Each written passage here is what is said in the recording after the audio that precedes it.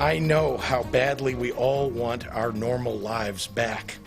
Believe me, if I could make that happen right now, I would. But this is the part where we have to dig in, and we have to understand that the sacrifices that we've made as a state to avoid a worst-case scenario are working.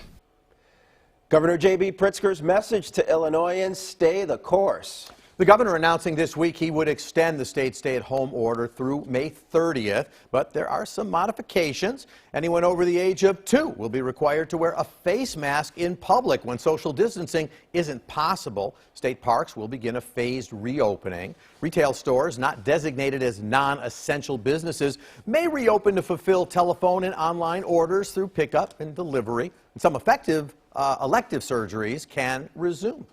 But more than 6 weeks into the stay-at-home order, some lawmakers are starting to question whether or not they should get to weigh in on what happens next. Republican State Senator Dan McConkey has filed a bill that would limit the governor to one 30-day emergency order. After that, he'd need to get approval from the legislature for an extension. But as of this moment, the state capitol remains empty, and there is still no plan for when or how either chamber will meet to finish the spring session, which is slated to end one day after the current emergency order expires. For now, Illinoisans are staring down at least another month of staying inside, even with some restrictions being lifted. Many are wondering if it's enough to get the economy going again. Steve Jericho is the mayor of West Suburban Naperville, joining us live this morning to talk more about that. Mayor, good morning. Welcome to the show.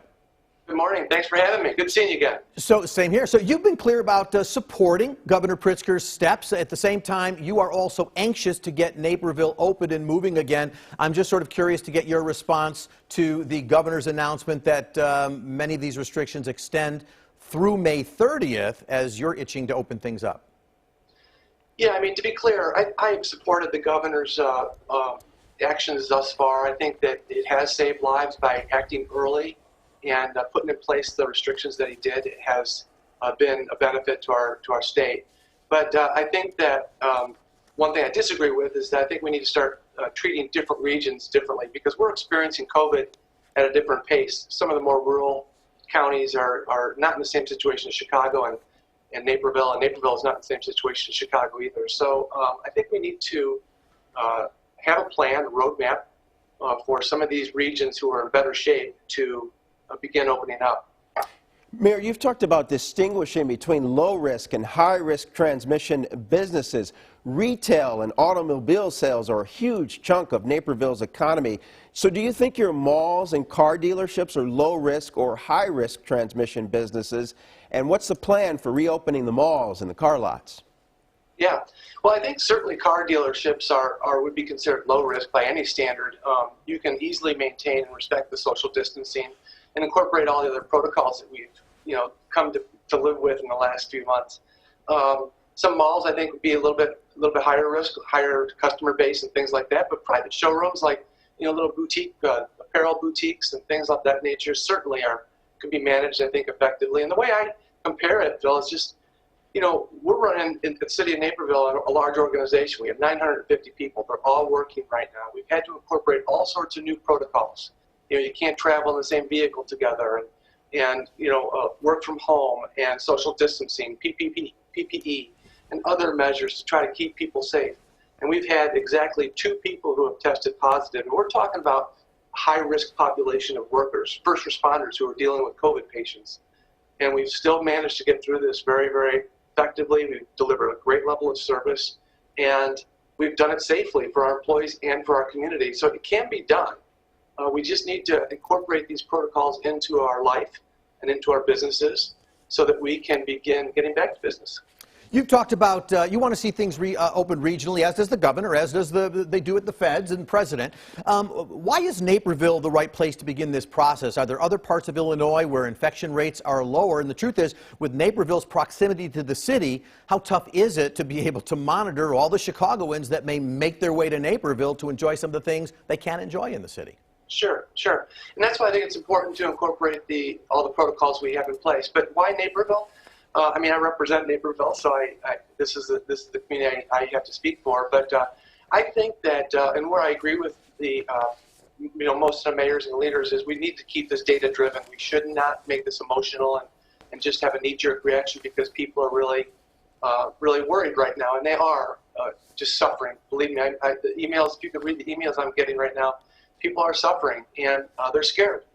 And so we need to look at the data, and Naperville has started tracking the active cases. What our state has been announcing every day on a daily basis is new cases, right? And so they just keep adding to the total of cases.